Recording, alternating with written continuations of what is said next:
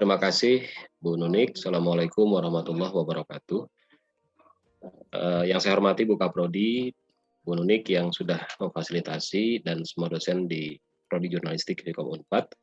Saat ini kami akan menyampaikan tentang etika penelitian dan publikasi.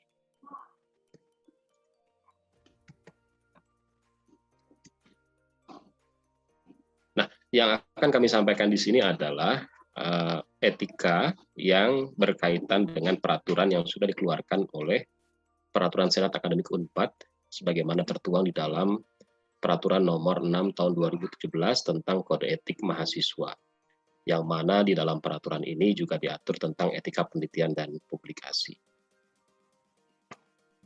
Di dalam peraturan ini itu diatur adik-adik dan mahasiswa bahwa etika itu merupakan tata nilai ideal yang berhubungan dengan baik benar, baik buruk atau benar salah dalam kaitannya dengan peran, fungsi, dan tugas mahasiswa.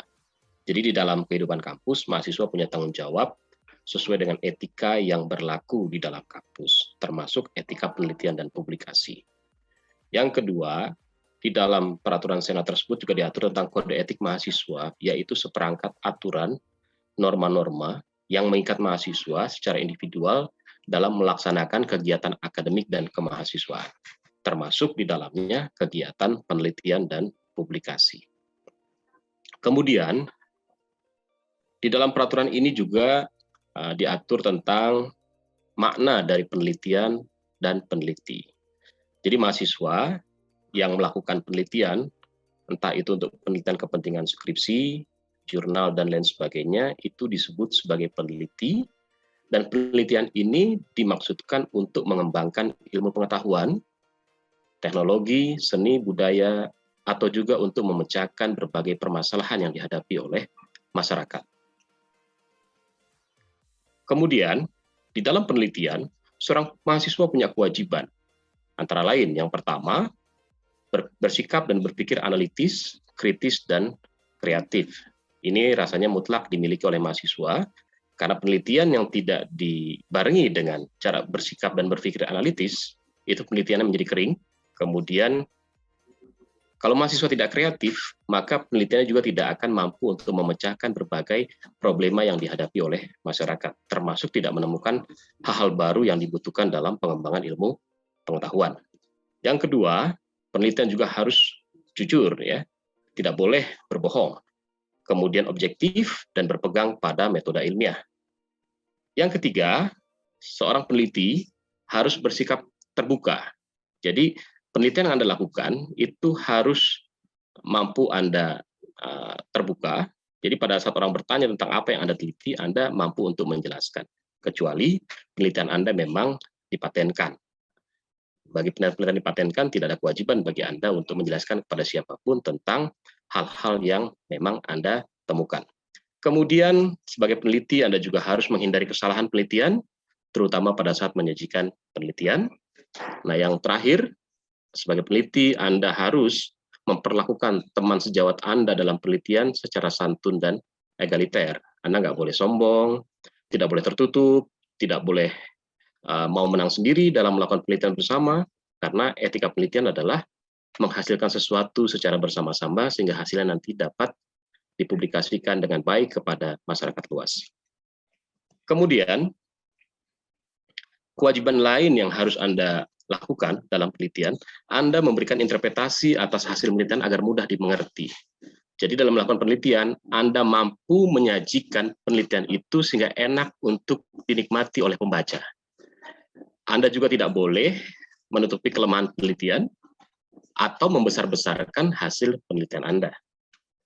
Nah, yang paling penting adalah pada saat Anda melakukan penelitian, Anda mampu menjelaskan manfaat yang akan diperoleh oleh subjek penelitian.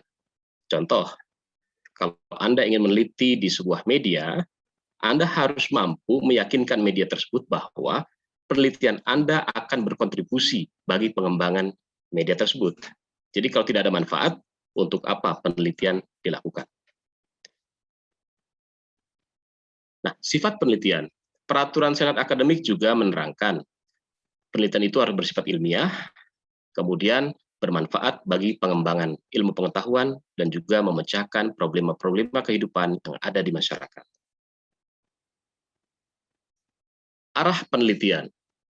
Arah penelitian jelas di dalam peraturan disebutkan bahwa setiap peneliti diarahkan untuk memajukan ilmu pengetahuan, teknologi, seni dan budaya, atau memperoleh hak kekayaan intelektual. Bagi Anda mahasiswa, bila mana penelitian Anda ke depannya ternyata bisa Anda patenkan atau bisa Anda daftarkan hak kekayaan intelektualnya, Anda jangan ragu. UNPAD sudah memfasilitasi, ada sebuah instansi di UNPAD yang akan membantu Anda untuk mendapatkan hak kekayaan intelektual yang didaftarkan di Kementerian Hukum dan Hak Asasi Manusia. Jadi penelitian Anda nanti akan dilindungi secara hak kekayaan intelektual. Kemudian setiap penelitian, saya ulangi lagi, peraturan ini mensyaratkan harus mampu memecahkan problema-problema yang dihadapi masyarakat. Jadi UNPAD itu menginginkan setiap penelitian yang ada itu bukan semata-mata hanya untuk penelitian itu sendiri, tapi juga mampu berkontribusi pada pemecahan problema-problema yang dihadapi oleh masyarakat luas. Nah, ini yang harus dilakukan oleh seorang peneliti pada saat meneliti, menerangkan identitas dirinya dengan jelas, kemudian pada saat ingin mewawancara narasumber harus minta persetujuan, pada saat ingin mendokumentasikan objek yang diteliti, merekam, memfoto, dan lain-lain, itu harus punya izin. Kenapa? Karena di dalam foto itu ada hak cipta, ada hak moral dan hak ekonomi milik seseorang atau milik instansi, maka perlu mendapatkan izin. Kemudian yang terpenting bagi seorang peneliti itu adalah melindungi data pribadi narasumber. Kemudian yang tidak boleh dilakukan oleh peneliti, tidak boleh berbohong, baik kepada subjek penelitian maupun kepada kolega, kemudian menjanjikan sesuatu di luar kemampuan. Contoh, Anda sebagai mahasiswa, ya, Anda ingin meneliti misalnya media di seluruh Indonesia, padahal Anda tahu itu tidak mungkin dilakukan oleh mahasiswa dalam satu semester. Nah, itu tidak boleh menjanjikan hal itu kepada pembimbing misalnya atau kepada subjek penelitian yang akan Anda teliti. Nah, yang terakhir, dilarang melakukan plagiasi. Apa itu plagiasi? Anda mengutip sebuah sumber, namun Anda tidak sebutkan sumber-sumber itu, seolah-olah itu adalah menjadi milik Anda. Itu jelas pelanggaran akademik. Nah, ini yang penting juga sebagai peneliti, ya, dalam penelitian Anda harus melindungi data pribadi narasumber, ya, ada nomor KK, NIK, ya, tanggal lahir orang, keterangan tentang cacat fisik atau mental seseorang, rekam medis, kemudian penilaian kemampuan seseorang, ijazah, rapot, nilai akademik, dan sebagainya, data tentang nasabah bank, kemudian informasi-informasi yang terdapat di dalam perangkat elektronik milik seseorang, itu semua tidak boleh Anda sajikan di dalam penelitian tanpa seizin dari yang bersangkutan. Nah, yang terakhir, ini bagian saya yang terakhir, etika tentang publikasi. Pada saat Anda ingin membuat publikasi, Anda harus menggunakan bahasa ilmiah, mencantumkan hasil-hasil riset dari peneliti-peneliti terdahulu, ya, dan sumber pemikiran. Kemudian Anda juga harus mencantumkan sumber data dan informasi yang dikutip. Nah, Anda harus menghormati hak cipta foto atau gambar milik orang lain. Anda juga harus mencantumkan nama kontributor pada saat Anda kolektif melakukan penelitian. Dan yang terakhir, Anda mengucapkan terima kasih kepada semua pihak yang mendukung penelitian Anda. Itu yang bisa saya sampaikan. Semoga Anda sukses di dalam melakukan penelitian. Pada mahasiswa, semangat, yakinkan bahwa Anda mampu melakukan riset-riset terbaik untuk kampus kita. Terima kasih. Baik, terima kasih Pak Zen atas pengantarnya. Berikutnya akan disambung langsung dengan Bu Pandan. Saya akan melanjutkan apa yang disampaikan oleh Pak Zen tadi, tapi dalam hal yang lebih operasional. Jadi koridor etika secara umum tadi sudah disampaikan oleh Pak Zen, dan saya akan melanjutkan khususnya mengenai penggalian data penelitian dan teknik penulisan publikasi. Kita awali dengan teknik penggalian atau perolehan data dalam koridor etika penelitian. Ada secara kurang lebih kita mengenal ada beberapa jenis dan objek data. Antara lain yaitu pernyataan manusia atau perilaku atau tindakan yang dapat diamati pada manusia atau objek lainnya seperti misalnya website, aplikasi percakapan, media sosial dan lain-lain, dan juga data dokumen. Nah, itu ragam objek data ya. Kemudian teknik penggalian data ada beberapa macam, yaitu ada observasi, wawancara, penelusuran dokumen baik yang dilakukan secara manual ataupun dengan menggunakan teknologi informasi dan komunikasi, misalnya dengan menggunakan aplikasi khusus. Nah, penggalian data di dalam penelitian harus dilakukan secara legal, tidak mencuri data menggunakan teknologi tertentu, tidak merekam data dengan diam-diam tanpa izin, dan lain-lain. Nah, kita lanjut ke bagaimana panduan teknis untuk proses wawancara untuk penelitian. Yang pasti Anda semua harus mulai menyiapkan dokumen perizinan. Walaupun Anda kenal baik dengan narasumber, pastikan bahwa Anda tetap melakukan prosedur formal, yaitu menyiapkan dokumen perizinan. Harus ada surat keterangan identitas dari kampus, serta surat izin wawancara untuk penelitian. Anda juga harus menyiapkan kartu identitas diri seperti kartu mahasiswa dan juga kartu tanda penduduk atau KTP. Kemudian sementara menunggu atau mempersiapkan proses formal ini selesai, Anda boleh melakukan perkenalan secara informal kepada narasumber atau informan atau lembaga. Nah, proses informal ini akan sangat penting untuk kesuksesan Anda melakukan wawancara nanti. Jadi harus ada pendekatan informal dulu. Nanti kalau sudah jalan kira-kira terbuka, Anda lakukan proses formal. Pada saat wawancara akan dilakukan, Anda harus memastikan bahwa narasumber bersedia diwawancara. Minta izin dan kesediaan narasumber atau informan. Kemudian sebelum wawancara dilakukan, Anda harus menjelaskan kepada narasumber bagaimana teknis pelaksanaan wawancara akan dilakukan. Apakah nanti akan bertemu langsung atau menggunakan sarana tertentu seperti misalnya telepon, video conference, dan lain-lain. Nah, hal yang sangat penting adalah Anda harus melakukan pendekatan yang cukup supaya narasumber atau informan mau terbuka kepada peneliti. Misalnya tadi yang disampaikan oleh Pak Zen, Anda harus menjelaskan manfaat penelitian, sehingga narasumber atau informan ini bisa memahami kenapa informan harus mau diwawancara. Dan pendekatan ini menjadi kunci ya untuk kesuksesan wawancara. Setelah Anda berhasil melakukan pendekatan, barulah Anda melakukan perekaman. Jadi jangan baru bertemu sekali, belum memberikan prolog, sudah minta izin rekaman. Pada umumnya narasumber atau informan akan khawatir ketika melihat alat perekam. Jadi lakukan dulu pendekatan informal, setelah Anda cukup dipercaya oleh narasumber, setelah narasumber merasa nyaman dengan Anda, baru Anda lakukan perekaman dengan izin. Ini harus dipastikan. Dan kemudian Anda harus memastikan perlindungan data atau perlindungan diri narasumber. Nah, teknik bertanya ada beberapa jenis teknik bertanya, antara lain teknik pertanyaan terbuka yang merangsang narasumber untuk menjawab secara panjang, kemudian pertanyaan tertutup, meminta narasumber menjawab ya atau tidak, atau Anda kombinasikan pertanyaan terbuka dan tertutup, atau Anda sengaja menggiring narasumber atau memancing narasumber untuk menjawab ya atau tidak, atau menerangkan sesuatu. Kemudian pertanyaan konfirmasi, artinya sebetulnya Anda sudah memperoleh data dari pihak lain dan Anda harus melakukan konfirmasi kepada narasumber yang lain. Ini seperti semacam triangulasi ya, konfirmasi.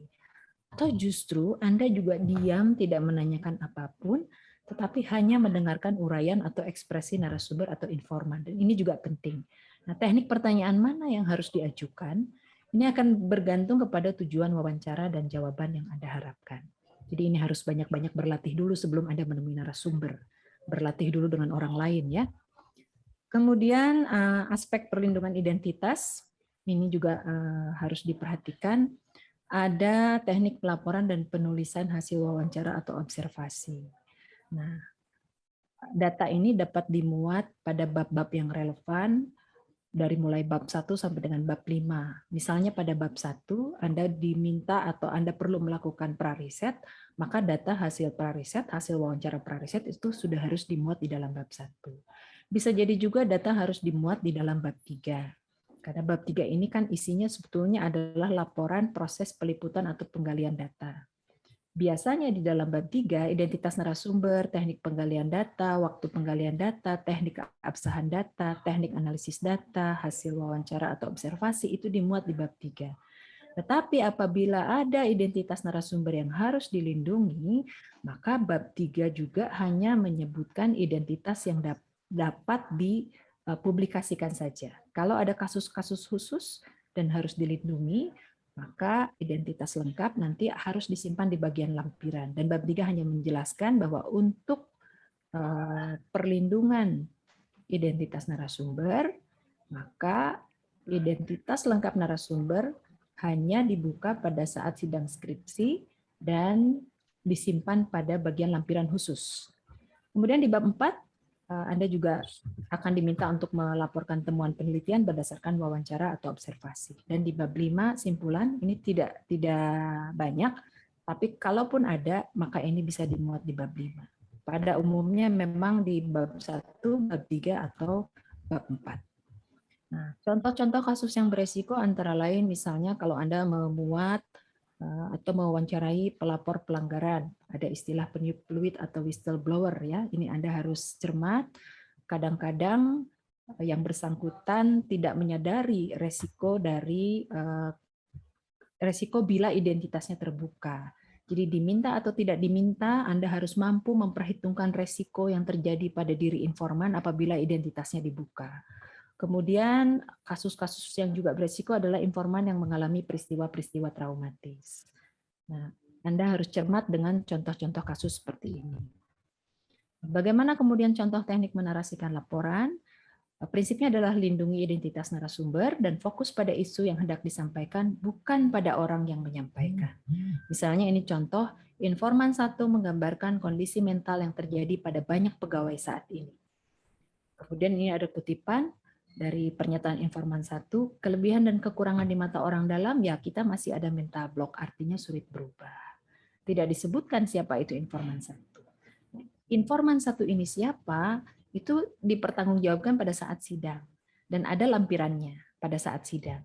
Tetapi ketika lampiran itu, ketika skripsi itu akan dipublikasikan, lampiran khusus ini harus dicabut. Jadi akuntabilitas ini dilakukan pada saat sidang. Nah, ini mengenai lampiran.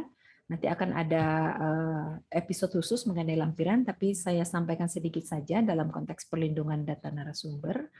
Yang pasti identitas narasumber atau informan yang perlu dilindungi ini harus dimuat dalam lampiran khusus. Lampiran khusus dipertanggungjawabkan pada saat sidang skripsi berlangsung, dan lampiran khusus dicabut saat naskah harus dipublikasikan. Demikian yang dapat saya sampaikan. Semoga skripsi Anda berjalan dengan lancar, Anda menggali data ke lapangan berjalan dengan lancar, dan bisa memperoleh data sesuai dengan yang Anda harapkan dan sesuai dengan kebutuhan penelitian. Demikian, terima kasih. Wassalamualaikum warahmatullahi wabarakatuh. Baik, terima kasih Bu Pandan atas paparannya. Apakah teman-teman punya pertanyaan yang ingin disampaikan?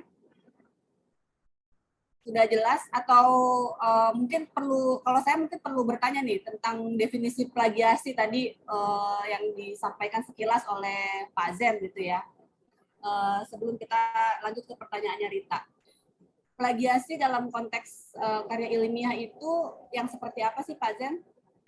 Jadi kita menuliskan tentang sesuatu yang bersumber dari referensi lain, namun tidak kita sebutkan sumber dari yang kita kutip. Dan itu secara akademik bermasalah, karena melanggar etika akademik. Dan itu menurut kami haram dilakukan. Oke, terima kasih penjelasan. Mungkin nanti kita bisa lanjut lagi pada sesi yang berikutnya ya, ketika kita bicara tentang sitasi dan referensi ya, teknik sitasi dan referensi nanti akan lebih detail gitu untuk menjelaskan gitu ya secara teknis gimana sih sebenarnya menghindari klaim plagiat gitu ya, atau menghindari plagiat kalau memang kita nggak paham plagiat seperti apa. Ini ada pertanyaan dari Rita, mungkin saya mau lempar ke Bu Pandan ya. Kalau objek penelitiannya bentuknya artikel dari satu media, apakah harus minta izin pada medianya kalau ingin diteliti? Ya nanti, baik, terima kasih Pak Nunik. Pak Zen juga nanti barangkali bisa melengkapi, tetapi pada prinsipnya apa yang sudah dipublikasikan di media itu lazim dikutip. Selama kutipan itu dilakukan dengan tata cara yang sepatutnya dalam dunia akademik, artinya sumber kutipan disebutkan dengan jelas. Karena kalau sudah dipublikasikan di media, artinya ya sudah siap untuk menjadi objek penelitian atau sudah siap untuk mendapatkan respon dari masyarakat luas. Tapi catatannya itu dia ya, sumber informasi itu harus disebutkan dengan jelas. Nanti ini akan berlanjut penjelasannya pada episode teknik sitasi ya, pada episode yang berikutnya. Tapi kurang lebih intinya seperti itu. Kalau terima tadi kasih, Pak. Poinnya apakah harus minta izin? Bukan, pertanyaannya tadi minta izin ya, bukan pada pengutipan sepertinya. Kalau sudah dipublikasi, saya pikir tidak perlu minta izin lagi ya, karena sudah diekspos ke publik gitu. Sudah kutip saja, asal sumbernya saja cukup ditulis. Tambahkan sedikit dari Ibu Pandan. Ya, dan kalau pertanyaan apakah boleh izin, undang-undang mengizinkan. Jadi undang-undang nomor 28 tahun 2014 tentang hak cipta untuk kepentingan pendidikan, hal yang tadi ditanyakan itu diizinkan untuk dilakukan sebagaimana tadi diungkapkan oleh Bu Pandan. Terima kasih. Karena waktu kita tinggal 5 menit dari waktu yang dijanjikan, saya sebenarnya ingin melemparkan satu pertanyaan nih, baik kepada Pak Zen maupun Bu Pandan ya.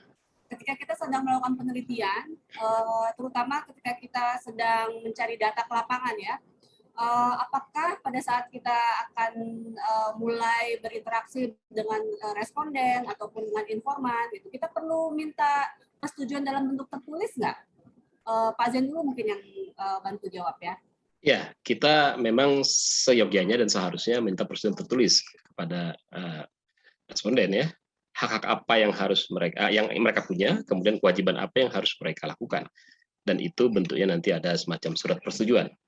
Nah, kami juga dari Prodi ya, Ibu Pandan ya, akan mempersiapkan itu.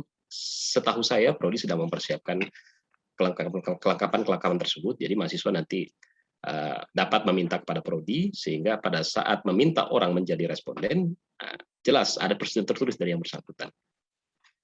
Gunanya apa sih, Pak Zen?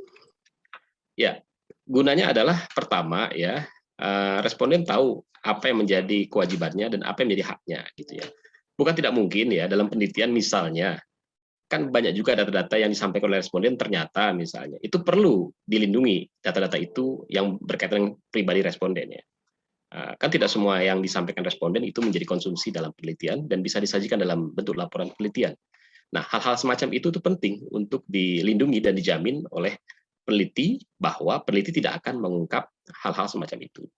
Nah, makanya penting ini dikomunikasikan. Yang kedua, responden juga harus tahu sebenarnya arah penelitian ini mau kemana, apa manfaatnya, baik bagi responden maupun bagi peneliti, sehingga nanti ada keterbukaan dalam riset.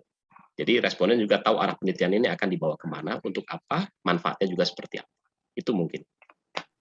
Baik, terima kasih Pak Zen. Berarti perlu ada keterampilan ini ya, manajemen data penelitian sendiri gitu ya, yang harus dimiliki oleh peneliti gitu untuk memastikan bahwa data tidak kemudian bocor atau kemudian disalahgunakan oleh pihak-pihak lain gitu ya. Mungkin Bu Pandan bisa menambahkan apakah pernah ada pengalaman terkait dengan penyajian data di dalam laporan penelitian ataupun dalam artikel ilmiah nanti yang kemudian harus dihasilkan setelah selesai menuliskan skripsi terkait dengan penggunaan data dari responden atau informan. Baik, terima kasih Pak Nunik. Ya, memang ada beberapa pengalaman yang buat saya itu sangat berharga ya. Jadi ada kejadian di mana ada seorang mahasiswa mewawancari seorang narasumber. Ternyata narasumber ini semacam whistleblower ya. Jadi dia menyampaikan informasi yang sensitif tentang perusahaan di tempat dia bekerja gitu. Dan kondisinya memang memprihatinkan perusahaan di tempat dia bekerja. Kemudian dimuat di dalam skripsi dan ternyata juga dimuat di dalam salah satu proceeding. Data narasumber dibuka. Nah, ini mendatangkan protes ini dari narasumber yang bersangkutan. Dan mahasiswa yang melakukan penelitian ini juga kaget sendiri karena dia tidak menyadari bahwa konsekuensinya ternyata sebesar itu. Jadi saya titip saja kepada teman-teman semua yang sekarang sedang melakukan penelitian untuk tidak melakukan hal yang serupa. Tapi saya ingin menambahkan apa yang disampaikan oleh Pak Zen tadi tentang semacam formulir yang harus disetujui oleh narasumber. Secara formal memang begitu. Tapi saya ingatkan juga bahwa proses formal ini sebaiknya dilakukan setelah proses informal berlangsung. Jadi berikan dulu pendekatan yang luwes kepada narasumber. Karena kalau begitu bertemu, baru saja kenal, tiba-tiba menyodorkan formulir, tiba-tiba menyodorkan alat perekam, wah itu narasumber bisa jadi enggan ya. Waduh ini saya mau diapain? Saya mau membantu mahasiswa yang lagi skripsi, tapi kok malah jadi ruwet begini gitu. Jadi pendekatan dulu. Nah seringkali mahasiswa ini tidak sabar ya, baru kenal sebentar, baru ketemu sekali, sudah menyodorkan alat perekam dan sudah menyodorkan formulir yang harus ditandatangani. Ya harus lebih sabar lah. Kalau perlu memang bertemu 3, 4 sampai 5 kali dalam berbagai keadaan tentunya ya. Bertemu itu tidak berarti langsung secara fisik. Ya mungkin chat dulu sebelumnya, telepon dulu atau apa dulu. Setelah beberapa kali setelah muncul keakraban baru proses formal itu berlangsung. Demikian yang dapat saya sampaikan. Terima kasih. Baik, terima kasih Bu Pandan. Terima Boleh kasih. sedikit 1 menit? Oh iya, silakan Pak Zen. Saya cuma ingin mengingatkan kepada mahasiswa, tidak semua yang disampaikan oleh narasumber itu adalah informasi yang bersifat terbuka.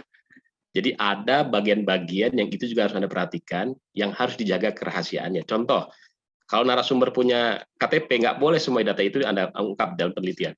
Kalau narasumber punya rekening bank, nggak boleh Anda ungkap. Kalau narasumber punya rapot, ijazah, dan sebagainya, nilai-nilai dalam dokumen tersebut nggak boleh Anda ungkap. Dan banyak lagi yang lainnya. Nah, makanya nanti ini bisa dikonsultasikan oleh Anda semua, baik kepada saya atau kepada pembimbing Anda, kalau Anda memang butuh informasi yang lengkap tentang apa data yang harus dirahasiakan dalam sebuah laporan penelitian. Terima kasih. Baik, terima kasih Pak Zen juga Bu Pandan. Demikian untuk sesi hari ini teman-teman, mungkin singkat sekali, tapi kalau ada pertanyaan lanjutan silahkan teman-teman bisa kumpulkan pertanyaannya, nanti bisa dikonsultasikan langsung dengan Bu Pandan maupun dengan